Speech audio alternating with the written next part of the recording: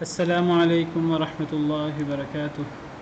اعوذ باللہ من الشیطان الرجیم، بسم اللہ الرحمن الرحیم۔ وجعلوا للہ شرکاء الجن وخلقهم وخرقوا له بنین وبنات بغیر علم۔ وجعلوا للہ، اور انہوں نے بنائے اللہ کے لیے، شرکاء شریک، الجن جن،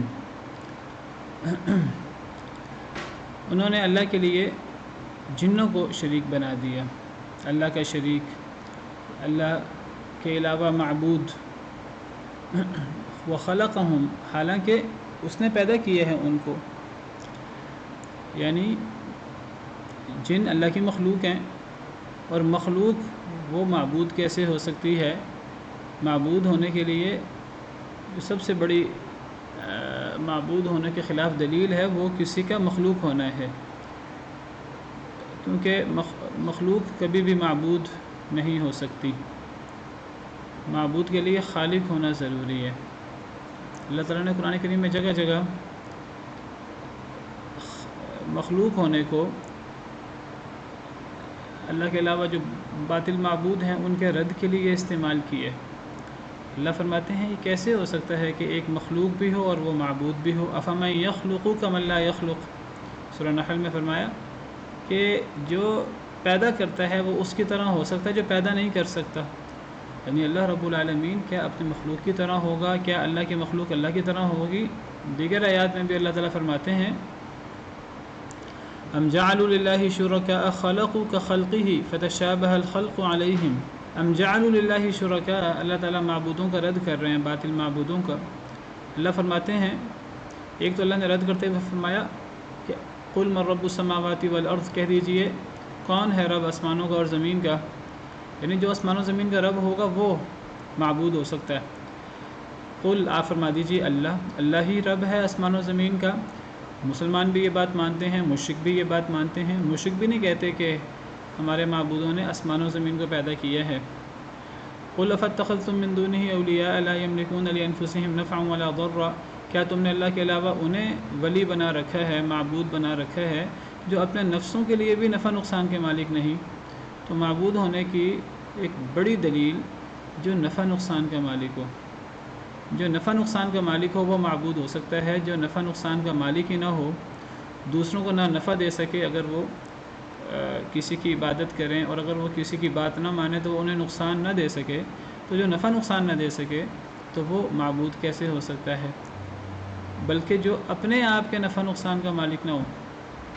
دیکھیے، جو شخص پیدا ہوتا ہے، مخلوق ہے، وہ اپنے نفع نقصان پر کیسے قادر ہو سکتا ہے؟ جس کو یہی نہیں پتہ میں نے کب پیدا ہونا ہے، اور جو پیدا ہوا ہے، جو نطفہ کی صورت میں باپ کی صلب میں موجود تھا، ماں کے اندر موجود تھا، جو 2 دفعہ پیشاب کے راستے سے نکلا، تو وہ جو پیدا ہوا باقاعدہ رحم مادر میں رہا، تو وہ معبود کیسے ہو سکتا ہے؟ خالق کے لیے تو یہ چیزیں نہایت قابل مذمت ہیں، لیکن مخلوق کے لیے یہ بات قابل مذمت نہیں ہے کہ وہ مخلوق ہے، وہ پیدا ہوئی ہے، کیونکہ مخلوق کامل ہے ہی نہیں۔ جو کامل نہیں ہے اس کے لیے یہ بات باعث مذمت نہیں ہے کہ وہ پہلے نہیں تھی بعد میں ہو گئی، عدم سے وجود میں آئی۔ خالق کے لیے یہ بات باعث مذمت ہے۔ خالق کے لیے یہ بات باعث مذمت ہے کہ وہ سوئے، کیونکہ سونا موت کی بہن ہے۔ خالق کو جس طرح اس کی ابتدا نہیں ہے، وہ ازل سے ہوتا ہے، اسی طرح اس کی انتہا بھی نہیں ہے۔ نہ وہ حادث ہے، نہ وہ پیدا ہوتا ہے، نہ وہ اس کا کوئی اختتام، کوئی انتہا ہے، نہ وہ فوت ہوتا ہے، نہ اسے نیند آتی ہے، نہ اسے اونگ آتی ہے۔ تو جو دوسروں کے نفع نقصان کا مالک نہیں ہے، جو ایک وقت تھا جو نہیں تھا، جو عدم میں تھا، جو پھر ایک وقت آیا وہ پیدا ہوا کمزوری سے، پھر آہستہ آہستہ طاقتور ہوا، پھر ایک وقت آیا، پھر اسے بیماریاں آئیں، اسے آزمائشیں آئیں، اپنے آپ کو آزمائشوں سے نہیں بچا سکا، اپنے آپ کو بیماریوں سے نہیں بچا سکا، پھر اسے موت آئی، اپنے آپ کو موت سے نہیں بچا سکا۔ تو جو اپنے نفع نقصان کا مالک نہیں ہے وہ دوسرے کا نفع نقصان کیسے کرے؟ تو مخلوق کو، اور جو اپنے جانوں کے لیے نفع نقصان کا مالک نہ ہو، اسے معبود کیسے بنایا جا سکتا ہے؟ جو ایسی کسی شخص کو معبود بنائے جو نفع نقصان کا مالک نہیں ہے، دوسروں کے لیے بھی نہیں، اپنے لیے بھی نہیں، تو اسے پھر اللہ کے علاوہ معبود کون بنا سکتے ہیں؟ اندھے لوگ ہی، جو عقل کے اندھے ہوں، وہی لوگ ایسے لوگوں کو معبود بنا سکتے ہیں۔ اللہ فرماتے ہیں کیا اندھا اور دیکھنے والا برابر ہو سکتے ہیں؟ دیکھنے والا موحد ہے اور اندھا مشرک ہے۔ ام هل تستوی الظلمات والنور، کیا اندھیرا اور نور برابر ہو سکتے ہیں؟ یہ مشرک جو ہے شرک کے اندھیروں میں، کفر کے اندھیروں میں پڑا ہوا ہے، اور مومن موحد وہ نور میں ہے۔ پھر اللہ فرماتے ہیں جعلوا للہ شرکاء خلقوا کخلقہ، کیا انہوں نے اللہ کے علاوہ اللہ کے لیے ایسے معبود، ایسے شریک بنا رکھے ہیں، خلقوا کخلقہ، جنہوں نے اللہ کی طرح کوئی چیز پیدا کی ہو، فتشابہ الخلق علیہم، لوگوں پر تخلیق متشابہ ہو گئی ہو کہ کس کی تخلیق زیادہ بڑی ہے۔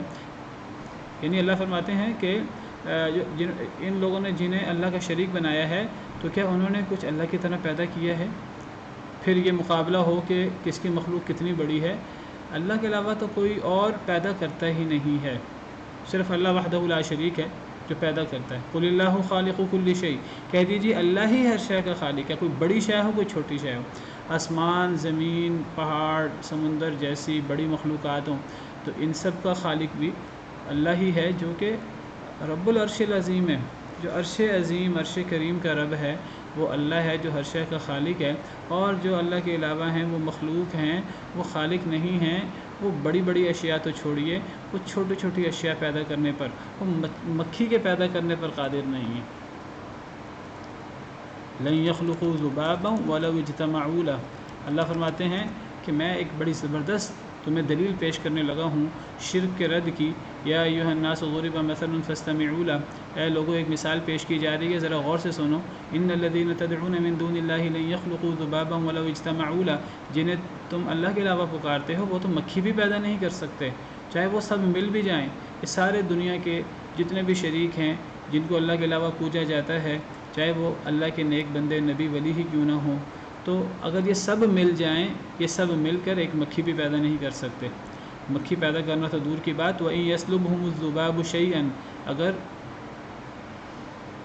اچک لے ان سے مکھی کچھ، ان کے سامنے جو نظر و نیاز پڑی ہوتی ہے، جو انواع قسم کے کھانے نظر و نیاز لوگ دے جاتے ہیں بتوں کے لیے، جو نیک لوگوں کے بت بنائے ہوتے ہیں، وہ اصل میں ان بتوں نے یا نیک لوگوں نے کیا کھانا ہے جو فوت ہو چکے ہیں، ان کی قبروں پر لوگ نیاز وغیرہ دیکھے جاتے ہیں، وہ سارا قبروں کے مجاوروں نے کھانے پینے کے بہانے بنا رکھے ہیں۔ لوگ یہ جو نظر و نیاز دیکھے جاتے ہیں، اگر اس میں سے مکھی کچھ لے جائے، لا یستنقذوہ من، مکھی پیدا کرنا تو دور کی بات ہے، یہ مکھی سے وہ ذرہ شیرینی کا جو مکھی لے جاتی ہے، اس ذرے کو یہ مکھی سے واپس نہیں لا سکتے۔ ضعف الطالب والمطلوب، یہ جو دعائیں کرنے والے ہیں، حاجتیں مانگنے والے ہیں اللہ کے علاوہ، غیروں سے تو حاجتیں مانگنے والے اور جن سے اللہ کے علاوہ حاجتیں مانگی جاتی ہیں، یہ سب کمزور ہیں۔ ما قدر اللہ حق قدری، لوگوں نے اللہ کی قدر نہیں کی جو اللہ کی قدر کرنے کا حق تھا، کہ لوگوں نے اللہ کے ساتھ اللہ کی مخلوق کو اللہ کے برابر کر دیا۔ اللہ کے ساتھ اللہ کی مخلوق کو برابر کرنے کا مطلب صرف مخلوق کی شان بلند کرنا نہیں ہے غلو کر کے، بلکہ اللہ کی توہین بھی کرنا ہے کہ اللہ اپنی مخلوق کے برابر ہو گیا، اللہ مخلوق کے برابر ہو گیا، اللہ کمزور کے برابر ہو گیا، چاہے وہ کتنا ہی بلند مقام کا کیوں نہیں ہے، لیکن وہ مخلوق ہونے کی بنا پر کمزور تو ہے، اللہ کا عاجز بندہ تو ہے۔ ان اللہ لقوی عزیز، بے شک اللہ تعالیٰ بہت طاقتور، بہت غالب ہے۔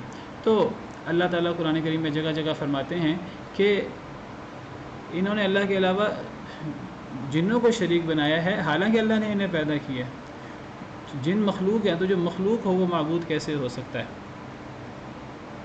یہی بات اللہ رب العالمین نے، جو لوگ سورج اور چاند کو معبود سمجھتے تھے، اصل میں انسان کے ایک مزاج ہے، اللہ نے انسان کی فطرت پر رکھا، وہ جھکے کسی کے سامنے۔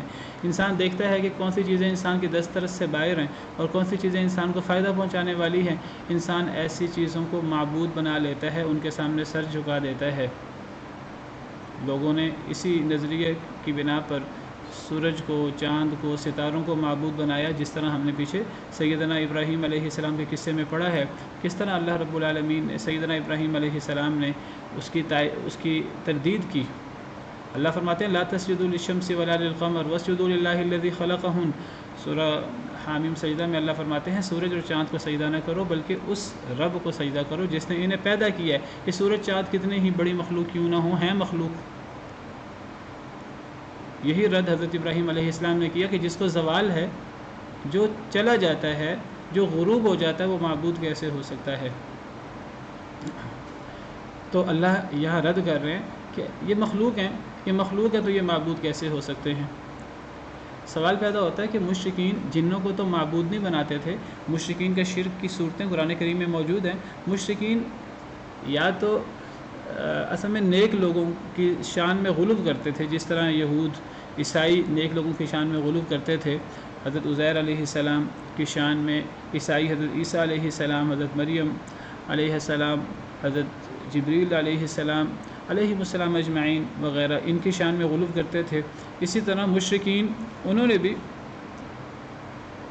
نیک لوگوں کو جو فوت ہو چکے تھے ان کی شان میں غلو کر کے لات منات عزا وغیرہ تو ان کی شان میں غلو کر کے اس طرح سیدنا ابراہیم سیدنا اسماعیل علیہ السلام کے بت بنا رکھے تھے جو خانہ کعبہ میں موجود تھے، اور وہ ان سے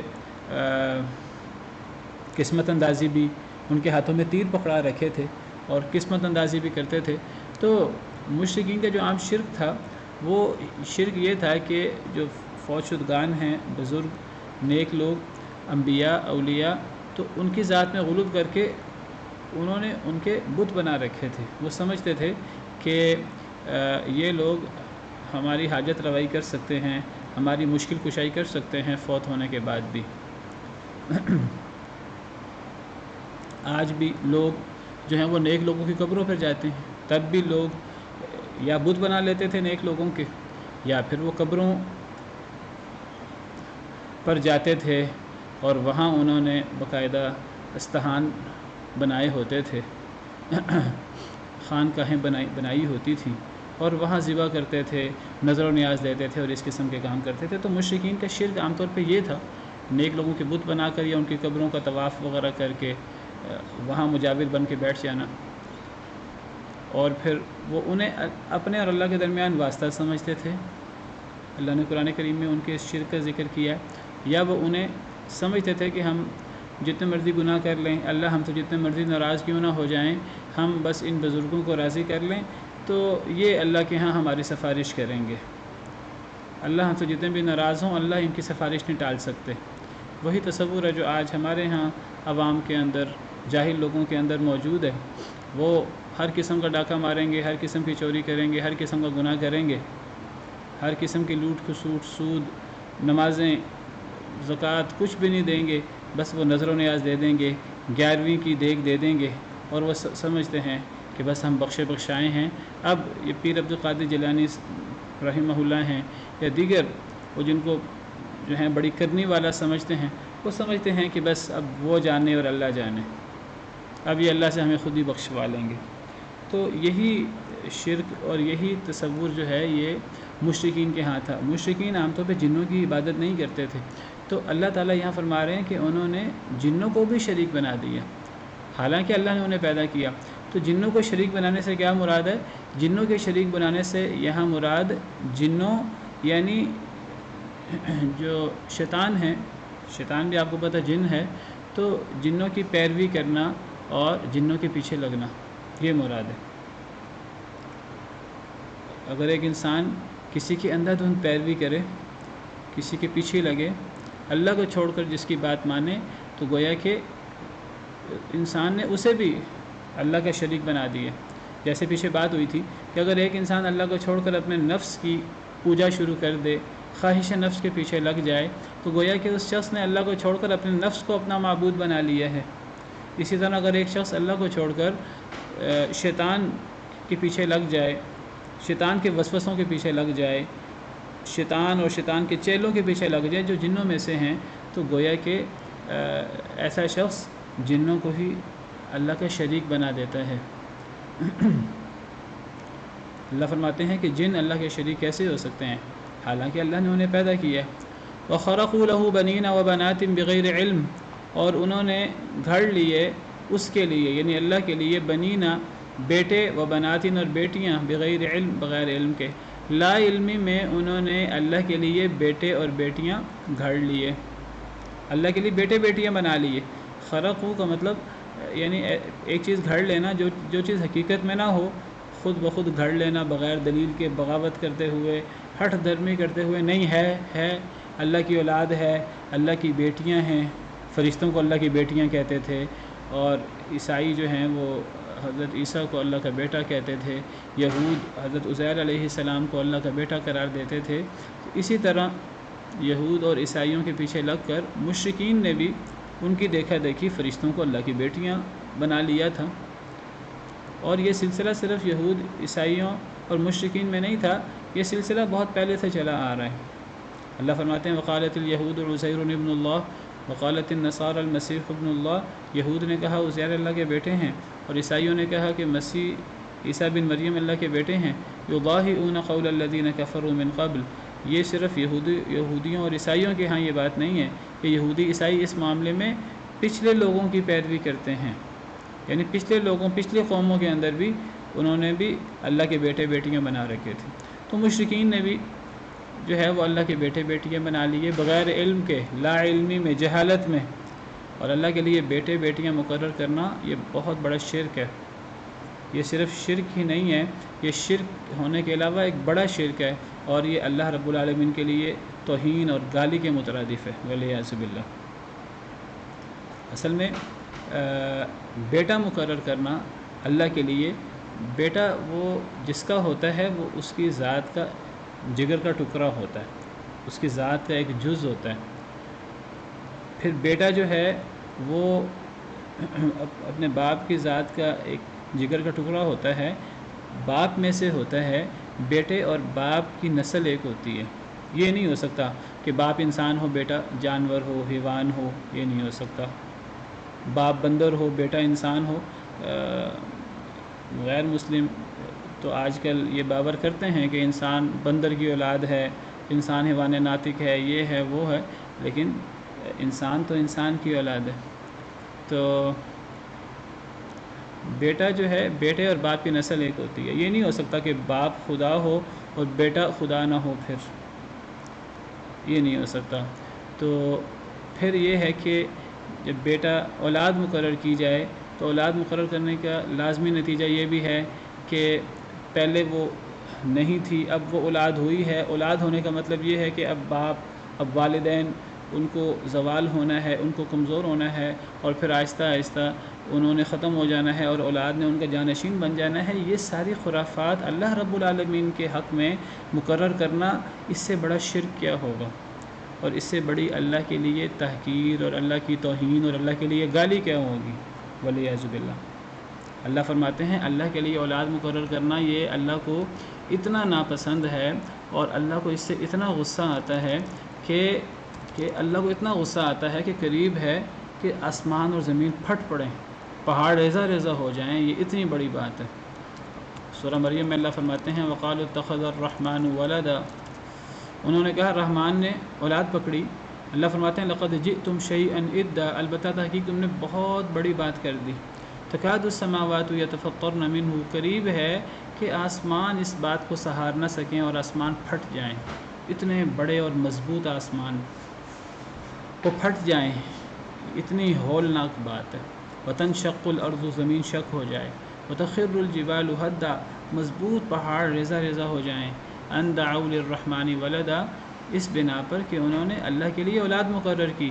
وما ينبغي للرحمن ان يتخذ ولدا، رحمان کے یہ لائق نہیں کہ وہ اولاد پکڑے۔ تو یہ اتنی خوفناک بات ہے اللہ کے لیے اولاد مقرر کرنا۔ حدیث مبارکہ میں آتا ہے کہ جو شخص اللہ کے لیے اولاد مقرر کرتا ہے گویا کہ وہ اللہ کو گالی دیتا ہے۔ یہ حدیث مبارکہ آپ کے سامنے پیش کر رہا ہوں، جس سے پتہ لگتا ہے کہ اللہ کے لیے اولاد مقرر کرنا یہ اللہ کو یہ بات کتنی ناپسند ہے۔ تو حدیث مبارکہ میں سیدنا ابو ہریرہ راوی ہیں، نبی صلی اللہ علیہ وسلم نے فرمایا، اللہ فرماتے ہیں، حدیث قدسی ہے، اللہ فرماتے ہیں یشتمنی ابن آدم، ابن آدم مجھے گالی نکالتا ہے، وما ينبغي له ان یشتمنی، اس کو لائق نہیں تھا کہ وہ مجھے گالی نکالے، ویکذبنی، مجھے جھٹلاتا ہے یعنی ابن آدم، وما ينبغي له ان یکذبنی، اسے لائق نہیں تھا کہ وہ مجھے جھٹلائے۔ اما شتمہ ایایا، ابن آدم کا مجھے گالی نکالنا کیا ہے کہ وہ کہے ان لی ولدا، کہ میری اولاد ہے، واما تکذیبہ ایایا، اور ابن آدم کے مجھے جھٹلانا، وہ اس کا یہ کہنا ہے لن یعیدنی کما بدأنی، کہ جس طرح اللہ نے مجھے پہلی مرتبہ پیدا کیا وہ مجھے دوبارہ پیدا نہیں کر سکتا۔ تو گویا کہ اللہ کے لیے اولاد مقرر کرنا یہ اللہ کے لیے گالی ہے، والعیاذ باللہ۔ اللہ اس سے بہت زیادہ غضبناک ہوتے ہیں، اللہ کو اس سے بہت غصہ آتا ہے، کیونکہ یہ صرف جو ہے وہ اللہ کے لیے اولاد مقرر کرنا نہیں ہے، یہ کسی کے ذات میں غلو کر کے اسے اللہ کا بیٹا قرار دے دینا، اللہ کی بیٹی قرار دے دینا، یہ صرف یہ نہیں ہے، یہ شرک ہے اور بدترین شرک ہے، اور اس سے اللہ رب العالمین کی بہت زیادہ توہین اور تحقیر ہوتی ہے۔ یہ صحیح بخاری کی روایت ہے 3193۔ تو اللہ فرماتے ہیں وَجَعَلُوا لِلَّهِ شُرَكَاءَ الْجِنَّ، انہوں نے اللہ کے لیے جنوں کو شریک بنا دیا، حالانکہ اللہ نے انہیں پیدا کیا ہے، وَخَرَقُوا لَهُ بَنِينَ وَبَنَاتٍ بِغَيْرِ عِلْمٍ، اور انہوں نے گھڑ لیے اللہ کے لیے بیٹے اور بیٹیاں بغیر علم کے۔ سبحانہ وتعالی عما یصفون، اللہ پاک ہے اور اللہ بہت بلند ہے اس سے جو یہ اوصاف بیان کرتے ہیں، یہ جو اللہ کے جھوٹے سچے اوصاف بیان کرتے ہیں، الٹے سیدھے اوصاف بیان کرتے ہیں، اللہ ان اوصاف سے بہت پاک ہیں، بہت بلند ہیں۔ یہ اللہ کو کتنا نیچے لے آئے ہیں، انہوں نے اللہ کی بالکل قدر نہیں کی، جیسے اللہ کی قدر کرنے کا حق ہے، انہوں نے اللہ کی کتنی تحقیر کی ہے۔ یہ تو اللہ کا تحمل ہے کہ اللہ نے اللہ برداشت کیے ہوئے ہیں، اللہ اس کے باوجود انہیں دنیا کے اندر نعمتیں دے رہے ہیں، لیکن اللہ اس سے پاک ہے، اللہ اس شرک سے پاک ہے، اللہ اس تذلیل سے بہت بلند ہے جو یہ اللہ کے اوصاف بیان کرتے ہیں۔ تو پیچھے جو اللہ رب العالمین نے اپنی عظیم الشان قدرتیں بیان کی ہیں، ان قدرتوں کو بیان کر کے اللہ رب العالمین نے فرمایا اللہ وہ ہوتا ہے جو یہ عظیم کام کرے، اور یہ عظیم کام کرنے والا اللہ وحدہ لا شریک ہے۔ انہوں نے اللہ کو چھوڑ کر ان لوگوں کو معبود بنا لیا ہے کہ جن میں سے کوئی بھی یہ عظیم کام نہیں کر سکتا، نہ یہ گٹھلی اور دانہ پیدا کر سکتے ہیں، نہ یہ صبح کو پھاڑ سکتے ہیں، نہ یہ رات اور دن کو پیدا کرنے پر، سورج اور چاند کو پیدا کرنے پر قادر ہیں، نہ ستاروں کو پیدا کرنے پر قادر ہیں، نہ انسانوں کو پیدا کرنے پر قادر ہیں، اور نہ یہ آسمان سے بارش برسا سکتے ہیں، نہ یہ اس بارش سے نباتات اور پھل اور سبزیاں اور باغات اور فصلیں یہ نکال سکتے ہیں۔ یہ ساری اللہ رب العالمین کی نشانیاں ہیں۔ اللہ رب العالمین ان تمام معاملات میں وحدہ لا شریک ہے، یہ تمام معاملات ان کو ربوبیت کہتے ہیں۔ اللہ ربوبیت میں اکیلا ہے، توحید ربوبیت میں، جب توحید ربوبیت میں اللہ اکیلا ہے، رب ہونے میں اللہ اکیلا ہے، تو پھر الوہیت میں توحید کی 3 قسمیں ہیں، توحید ربوبیت، توحید الوہیت، توحید اسماء و صفات۔ اللہ تعالیٰ نے قرآن کریم میں جگہ جگہ ربوبیت کی توحید سے الوہیت کی توحید کو ثابت کیا ہے۔ اکثر لوگ، مسلمان تو توحید کے قائل ہیں ہی، اکثر مشرک بھی رب ہونے میں اللہ کی توحید کے قائل ہیں۔ اگر مشرکین سے سوال کیا جائے کہ خالق کون ہے، وہ کہیں گے اللہ۔ اگر ان سے سوال کیا جائے زمین و آسمان کو کس نے پیدا کیا، وہ کہیں گے اللہ نے۔ مشرک بھی یہ بات کہتے ہیں۔ ان سے کہا جائے اے انسانوں تمہیں کس نے پیدا کیا، وہ کہیں گے اللہ۔ ان سے پوچھا جائے کہ بارشیں برسانے والا کون ہے، وہ کہیں گے اللہ۔ ان سے پوچھا جائے کہ یہ تمام دنیا پیدا کرنے والا اور تمام دنیا کا نظام بنانے والا کون ہے، وہ کہیں گے اللہ۔ جب وہ ربوبیت کے تمام معاملات میں اللہ کو ایک مانتے ہیں تو اللہ پھر ان سے سوال کرتے ہیں کہ جب رب ہونے میں اللہ ایک ہیں، اور یہ بات مشرک بھی تسلیم کرتے ہیں، قرآن کریم میں جگہ جگہ اللہ نے مشرکین کا یہ قول نقل کیا ہے کہ وہ اللہ کو زمین و آسمان کا خالق مانتے ہیں، وہ اللہ کو ہی اپنا خالق مانتے ہیں، اپنے کسی شریک کو وہ زمین و آسمان اور اپنا خالق نہیں مانتے، بارش برسانے والا نہیں مانتے۔ اللہ فرماتے ہیں جب رب ہونے میں اللہ اکیلا ہے تو پھر معبود ہونے میں اللہ اکیلا کیوں نہیں ہے؟ عبادت تو رب کی اس لیے ہوتی ہے، انسان دیکھیں اللہ نے انسان کو پیدا کیا اور انسان پر احسانات کیے، یہ تو اللہ کے کام ہے۔ اب انسان کا جواب میں کیا کام ہے؟ انسان اللہ کا شکر ادا کرے، اللہ کی عبادت کر کے۔ اللہ کی عبادت کا مطلب اللہ کی باتیں ماننا، اللہ کے حکم کے مطابق زندگی گزارنا، اسے عبادت کہتے ہیں۔ عبادت صرف نماز روزے کو نہیں کہتے، ہر وہ کام جو اللہ کو راضی کرے، انسان اللہ کے حکم کے مطابق عمل کرے تو وہ عبادت ہے۔ تو انسان جو اللہ کے تمام انعامات کے جواب میں انسان اللہ کا شکر ادا کر کے، اللہ کی عبادت کر کے اللہ کو راضی کرنے کی کوشش کرتا ہے، اسے الوہیت کہتے ہیں۔ تو اس سے اللہ الہ ثابت ہوتے ہیں۔ تو جب ربوبیت میں اللہ اکیلا ہے تو پھر انسان عبادت میں الوہیت میں اللہ کے ساتھ اوروں کو شریک کیوں کر دیتا ہے؟ وہ عبادت میں اللہ کے ساتھ ساتھ جو ہے وہ نیک بزرگوں کو جو فوت ہو چکے ہیں ان کے بت بنا کر یا ان کی قبروں کا طواف کر کے ان کی قبروں پر جا کر نظر و نیاز دے کر ان کے لیے ذبح کر کے ان کو پکار کر ان کے اوپر توکل کر کے انہیں حاجت روا مشکل کشا سمجھ کر وہ اللہ کے ساتھ انہیں الوہیت میں شریک کیوں کر دیتا ہے؟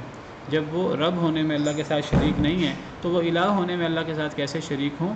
یہ قرآن کریم کا ایک عام انداز ہے جو آپ کو قرآن کریم میں جگہ جگہ نظر آئے گا۔ میں انشاءاللہ اشارہ کرتا جاؤں گا۔ میں نے تھوڑی سی ان آیات میں چونکہ پہلی دفعہ یہ انداز آیا ہے، سورہ انعام سے ہم نے شروع کیا ہے ترجمہ، تو سورہ انعام میں پہلی مرتبہ یہ انداز آیا ہے تو میں نے وضاحت کر دی ہے۔ اللہ رب العالمین نے وہ تمام جو رب کے کام ہیں، اللہ نے فرمایا یہ سارے کام اللہ کرتے ہیں۔ تو جب اللہ رب ہونے میں اکیلے ہیں تو پھر اللہ کے ساتھ الوہیت میں عبادت میں اوروں کو شریک کیوں کیا جاتا ہے؟ عبادت سے کیا مراد ہے؟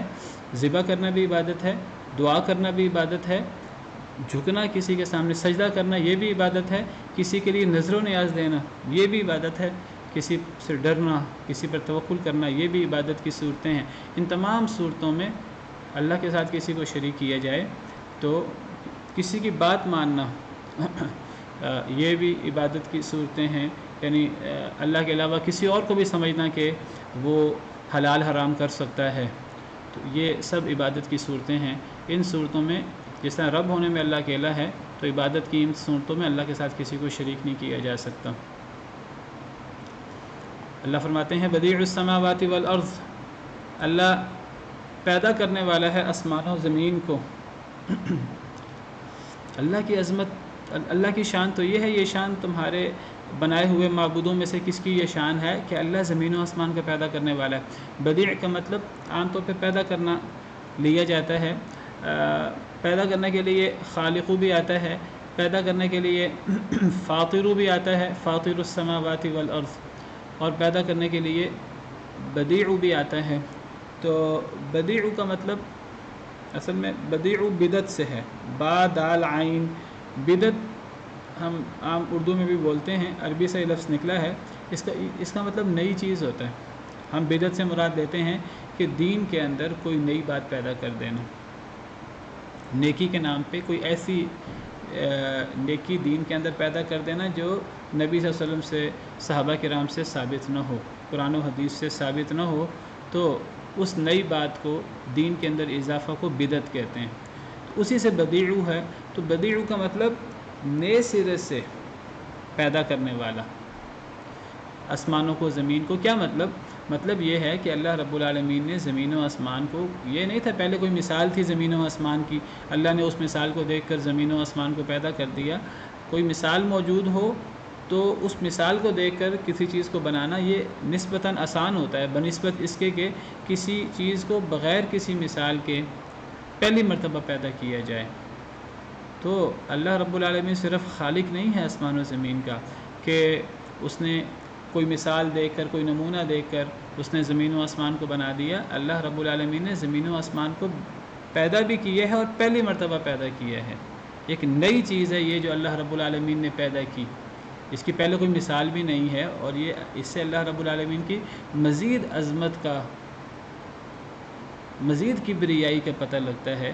تو جو اللہ اتنا عظیم ہے تو اس اللہ کے ساتھ لوگوں کو شریک کیا جاتا ہے، اللہ کی مخلوق کو شریک کیا جاتا ہے، اس اللہ کی اولاد مقرر کی جاتی ہے، اس اللہ کو اس طرح گالی نکالی جاتی ہے۔ انا یکون لہ ولد، کہاں سے ہو سکتی ہے اس کے لیے اولاد؟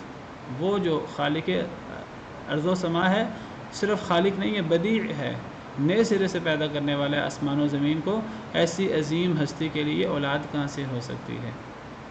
اولاد تو کمزوروں کی ہوتی ہے، کمزوروں کو اولاد کی ضرورت ہوتی ہے، اولاد تو نسل کا حصہ ہوتی ہے۔ اللہ کے لیے اولاد کیسے ہو؟ وَلَمْ تَكُن لَهُ صَاحِبَةٌ، حالانکہ نہیں ہے اللہ کے لیے بیوی۔ اللہ کے لیے اگر اولاد مقرر کی جائے تو پھر گویا کہ اس کا مطلب ہے اللہ کی بیوی بھی ہے۔ اللہ کی بیوی نہیں ہے تو جب اللہ کی بیوی نہیں ہے تو اللہ کی اولاد کیسے ہو سکتی ہے؟ والعیاذ باللہ۔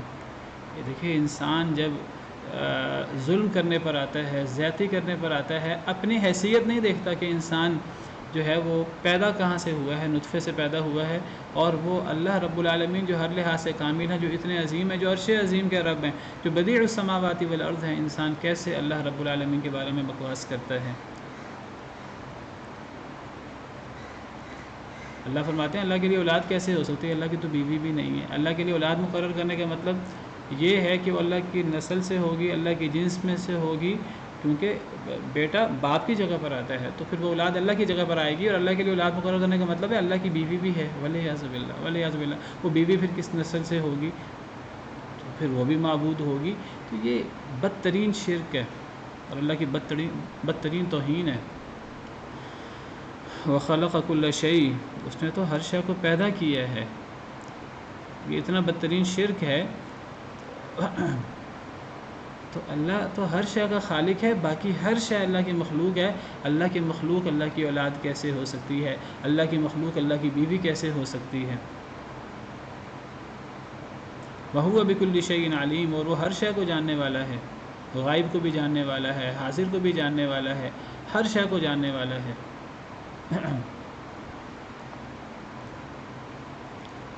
ذالکم اللہ ربکم، یہ اللہ تمہارا رب، اللہ تو یہ ہے، اللہ کی تو یہ عظمت ہے، اس کو معبود کہتے ہیں۔ معبود وہ نہیں ہوتا جن کو تم نے اللہ کے نیک بندوں کو ان کی شان میں غلو کر کے، وہ اللہ کے عاجز بندے ہیں، تم نے ان کی شان میں غلو کر کے انہیں معبود بنا لیا ہے۔ کیا وہ اللہ معبود ہونے کے لائق ہیں؟ وہ ہرگز معبود ہونے کے لائق نہیں۔ معبود اللہ تو یہ ہوتا ہے، اللہ کی یہ عظیم الشان صفات ہوتی ہیں۔ لا الہ الا ہو، کوئی معبود برحق نہیں مگر وہی۔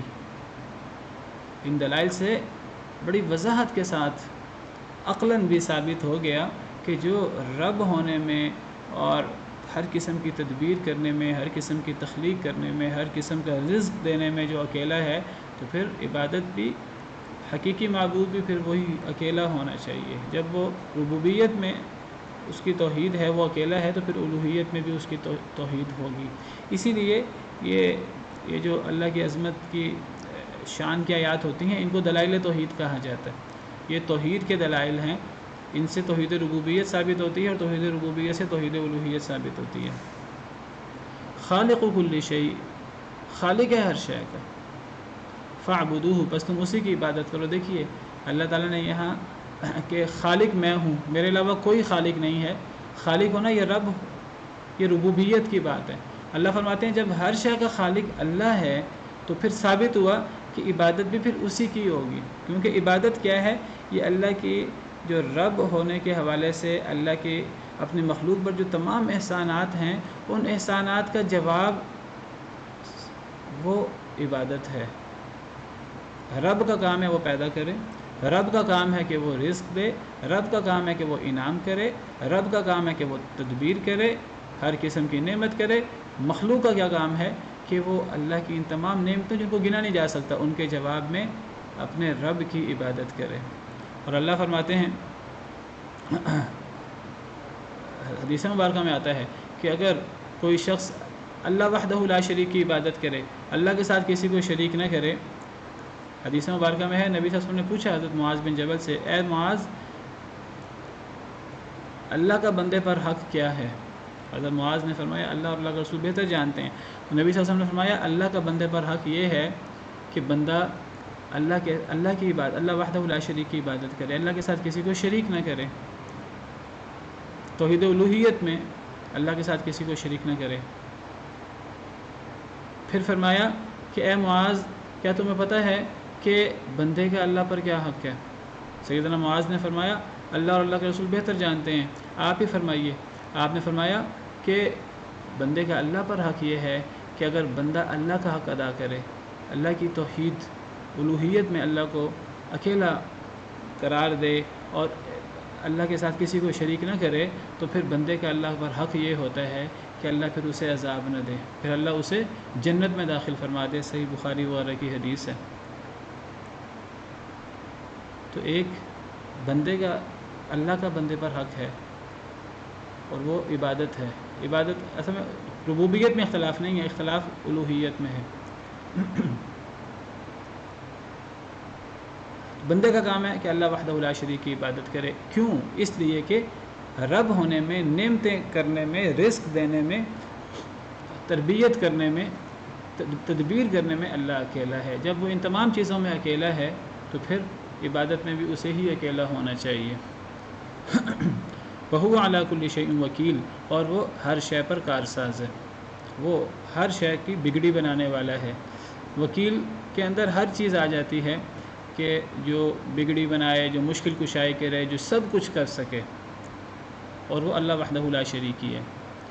لا تدرکہ الابصار، اللہ کی عظمت اور اللہ کی شان تو یہ ہے، لا تدرکہ الابصار، نہیں پا سکتی اس کو نظریں، وہو یدرک الابصار، اور وہ نظروں کو پا لیتا ہے، وہو اللطیف الخبیر، اور وہ اللطیف اور الخبیر ہے۔ اللطیف کا مطلب بہت باریک بین، چھوٹی سے چھوٹی، باریک سے باریک بات کو جاننے والا۔ لطیف انتہائی باریک چیز کو کہتے ہیں۔ لطیفہ عام طور پر کسی ایسی بات کو کہا جاتا ہے کہ ایسی بات جس کے اندر کوئی باریک مزاح والی بات ہو، تو وہ عام طور پر جو ہے اس پہ غور کرنا پڑتا ہے۔ باریک نکتہ، ہم تو اردو میں لطیفہ اکثر ہنسنے والی بات کو کہتے ہیں، تو ہنسنے والی بات کو بھی لطیفہ کہہ دیتے ہیں، اس کے اندر کوئی باریک نکتہ ہوتا ہے ہنسنے والا۔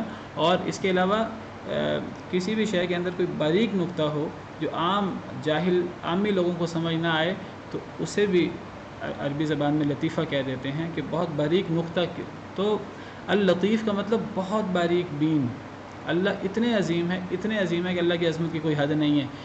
اور عام طور پہ دنیا میں مخلوق میں کیا ہوتا ہے، جو جتنا بڑا ہو اس کی نظر بھی اتنی موٹی ہوتی ہے، جو جتنا چھوٹا ہو اس کی نظر بھی اتنی باریک ہوتی ہے۔ اب انسان جو ہے وہ چلتا پھرتا ہے، وہ اتنا بڑا ہے، چونٹی اس کے سامنے کوئی حیثیت نہیں رکھتی، انسان کو چلتی پھرتی چونٹی کئی دفعہ نظر ہی نہیں آتی۔ چونٹی جو ہے وہ چونٹیوں کو پہچان لیتی ہے، لیکن انسان وہ بڑا ہے، وہ چونٹی کو کی شکل کیسے پہچانے؟ انسان کی نظر باریک نہیں ہے، باقی انسان آلات کے ذریعے یہ کام کرے تو ایک الگ چیز ہے۔ اللہ رب العالمین جتنے عظیم ہیں، جتنے بڑے ہیں، اللہ رب العالمین اتنے ہی باریک بین بھی ہیں۔ وہ چھوٹی سے چھوٹی چیز کو، وہ رات کے اندھیرے میں کوئی ذرہ جو ہے اللہ کو اس کا بھی پتہ ہوتا ہے۔ سیدنا لقمان علیہ السلام نے اپنے بیٹے کو سمجھاتے ہوئے اللہ کی عظمت بیان کرتے ہوئے فرمایا تھا، یا بنی انہا ان تک مثقال حبۃ من خردل فتکن فی صخرۃ او فی السماوات او فی الارض یأتی بها اللہ۔ اے میرے پیارے بیٹے، اللہ رب العالمین کی شان تو یہ ہے، انہا ان تک مثقال حبۃ من خردل، اگر رائی کے دانے کے برابر کوئی دانہ ہو، رائی کے دانے کے برابر، رائی سب سے چھوٹی چیز ہے، اگر رائی کے دانے کے برابر کوئی دانہ ہو، فتکن فی صخرۃ، پھر وہ ایک پتھر کے اندر ہو، مضبوط پتھر کے اندر، او فی السماوات او فی الارض، اور وہ آسمان اور زمین کی وسعتوں میں ہو، برابر ہے کہ وہ دن کا وقت ہو، برابر ہے کہ وہ رات ہو، یأتی بہ اللہ، اللہ اسے بھی لے آتے ہیں، اللہ کو اس کا بھی علم ہے۔ ان اللہ لطیف خبیر، بے شک اللہ تعالیٰ بہت باریک بین ہے، بہت خبردار ہے۔ تو اتنی عظمت والا رب، اتنی شان والا رب، اس کی شان تو یہ ہے، لا تدرکہ الابصار، آنکھیں اسے نہیں پا سکتی، نظریں اسے اس کا ادراک نہیں کر سکتی، وہو یدرک الابصار، وہ نظروں کا ادراک کر سکتا ہے۔ یہاں نظروں کے ادراک سے مراد نظر اللہ کو نہیں دیکھ سکتی، اللہ نظروں کو دیکھ لیتے ہیں، اللہ نظروں کا احاطہ کر لیتے ہیں، اللہ جو ہے وہ تو دیکھ لیتے ہیں، نظریں اللہ کو نہیں دیکھ سکتی۔ اس سے مراد رؤیت بصری اگر لی جائے، آنکھ سے دیکھنا لیا جائے، تو اللہ کو آنکھ سے دیکھا نہیں جا سکتا دنیا میں، دنیا میں اللہ کو حقیقی آنکھ سے نہیں دیکھا جا سکتا جاگتے ہوئے۔ ہاں، جنت میں جنتی لوگ اللہ کو دیکھیں گے، اللہ انہیں ایسی طاقت ور آنکھ عطا کریں گے، ایسی طاقت عطا کریں گے کہ جنتی لوگ جنت میں اللہ کو دیکھیں گے، ایسے دیکھیں گے جیسے سورج اور چاند کو واضح طور پہ دیکھا جاتا ہے، ایسے جنتی لوگ جنت میں اللہ کو دیکھیں گے۔ اللہ تعالی ہمیں ان خوش نصیب لوگوں میں کر دے۔ یہ قرآن کریم سے ثابت ہوتا ہے، احادیث مبارکہ سے ثابت ہوتا ہے کہ جنتی لوگ جنت میں اللہ کو دیکھیں گے، وجوہ یومئذ ناظرہ الی ربها ناظرہ۔ سورہ قیامہ میں اللہ فرماتے ہیں کچھ چہرے اس دن تر و تازہ ہوں گے، اپنے رب کو دیکھ رہے ہوں گے۔ اور اللہ تعالیٰ کفار کے بارے میں فرماتے ہیں کلا انہم عن ربہم یومئذ لمحجوبون، ہرگز نہیں یہ لوگ اپنے رب سے قیامت کے دن حجاب میں ہوں گے۔ کافر لوگ اللہ کو نہیں دیکھ سکیں گے۔ اللہ کو دیکھنا یہ جنت کی ہر نعمت سے بڑھ کر نعمت ہے۔ تو جنت میں تو اللہ کو مومنوں کے لیے دیکھنا ممکن ہوگا، اللہ انہیں طاقت عطا کریں گے، لیکن دنیا میں اللہ کو نہیں دیکھا جا سکتا۔ صحابہ کرام رضوان اللہ علیہم اجمعین نے اس سے یہی مراد لی ہے۔ بعض لوگوں نے، ایک گمراہ فرقہ ہے معتزلہ، آپ نے شاید نام سنا ہو، شروع دور میں تابعین کے دور میں معتزلہ، اس کا جو بڑا تھا، جو اس کا سرکردہ شخص تھا، واصل بن عطا، سیدنا حسن بصری کبار تابعین میں سے ہیں، ان کی بڑی مجلس ہوتی تھی، لوگ ان کی مجلس میں بیٹھنا، ان کی شاگردی اختیار کرنا بڑا فخر محسوس کرتے تھے۔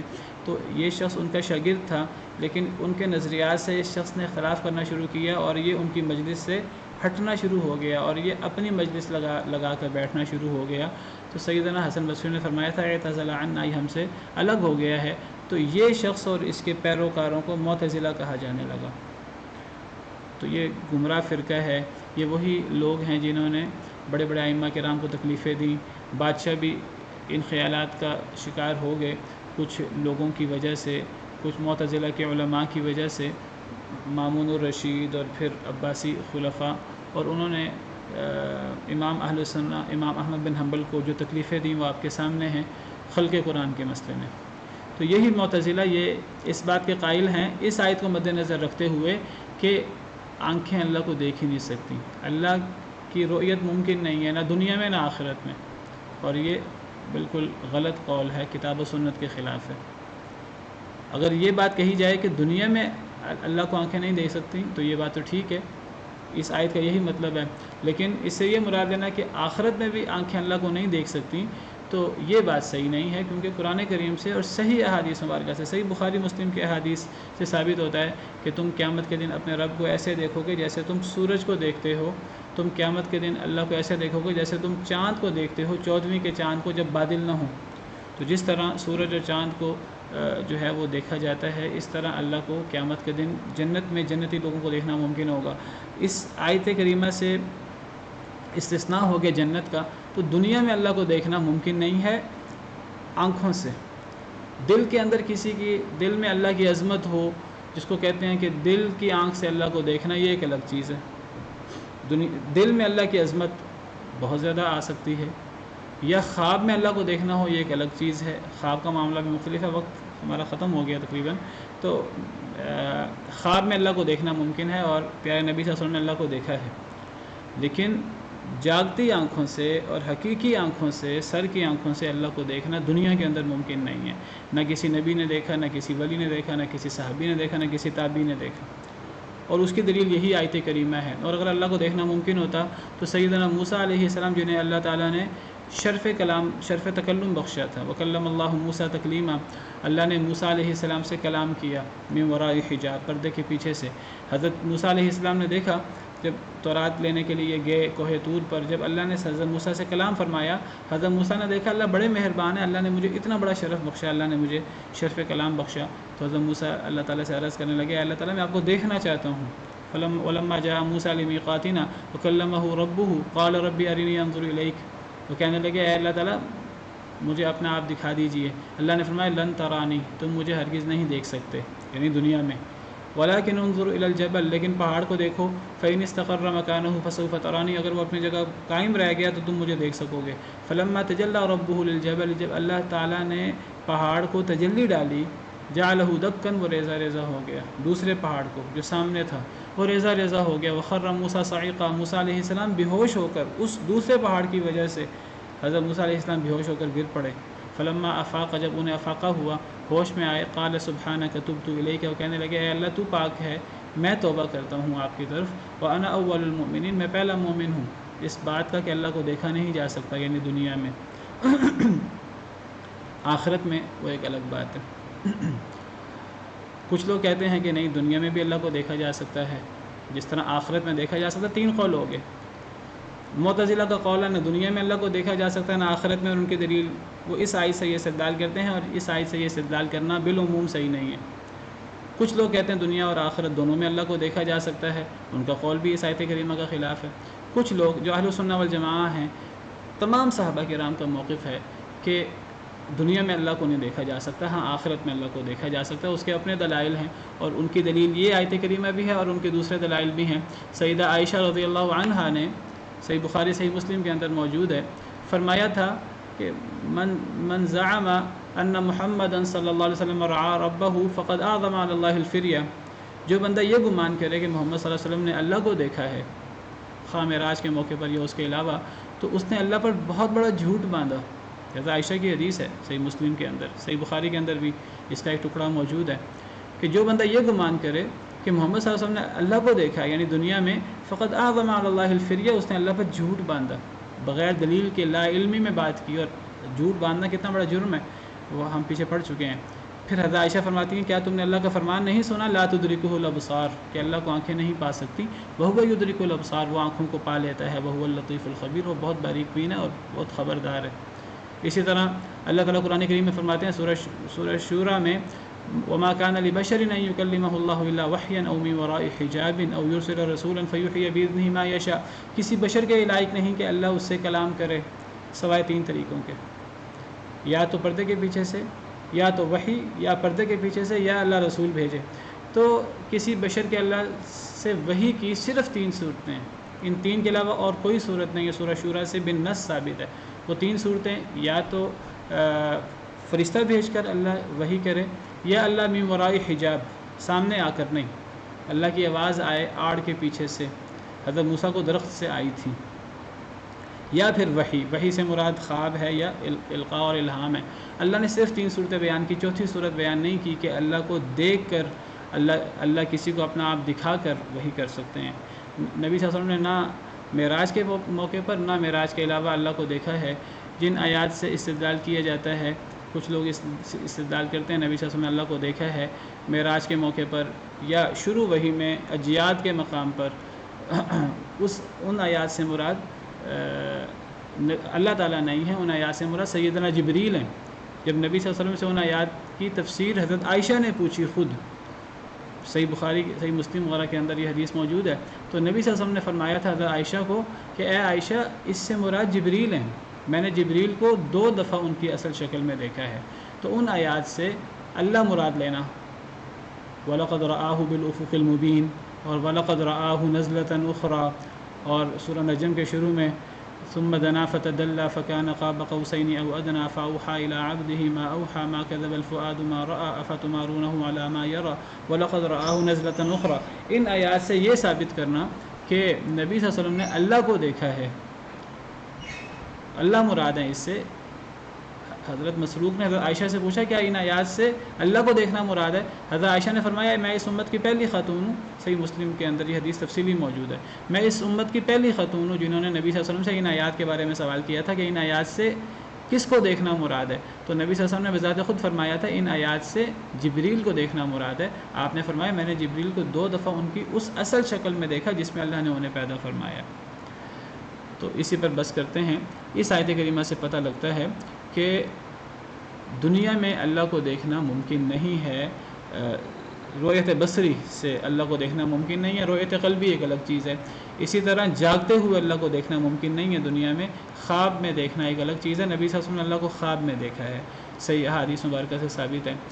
ہاں آخرت میں نبی صلی اللہ علیہ وسلم بھی، اولیاء بھی، مومن لوگ بھی اپنے اپنے اعمال کے مطابق اللہ کو دیکھیں گے، اور یہ سب سے بڑی نعمت ہوگی۔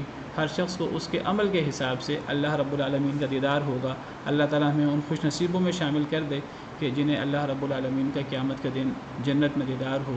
وآخر دعوانا ان الحمد للہ رب العالمین۔